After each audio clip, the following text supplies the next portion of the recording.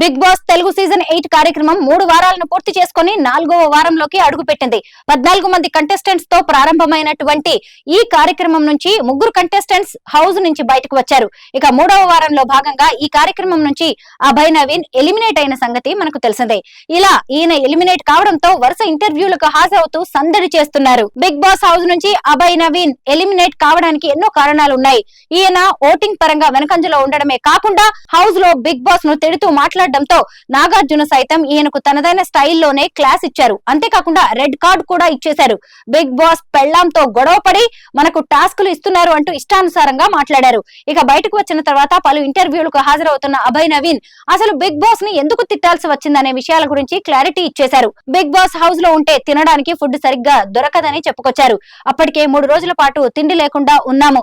ఆ సమయంలోనే రేషన్ వచ్చింది కదా అని సంతోషపడే లోపు టైమర్ కూడా ఇచ్చేశారు. ఎలాంటి కండిషన్స్ లేకుండా ఉంటే ఒక్కరే అయినా 10 మందికి వంట చేసి పెట్టొచ్చు, కానీ కండిషన్స్ ఉంటే 3 6 వంట చేయలేరని క్లారిటీ ఇచ్చేశారు అభయ్.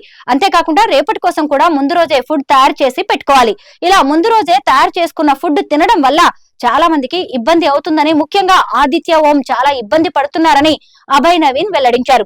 అందుకే తాను బిగ్ బాస్ ను తిట్టానని, మనకు ఏదైనా గాయం తగిలినప్పుడు మందు రాసుకోవడం కంటే గాయం తగలకుండా చూసుకోవడమే మంచిది కదా, నేను కూడా అదే పాలసీ ఫాలో అవుతాను, అందుకే తిట్టానంటూ ఈ సందర్భంగా అభయ్ నవీన్ చేసిన ఈ కామెంట్స్ ప్రస్తుతం సోషల్ మీడియాలో వైరల్ అవుతున్నాయి.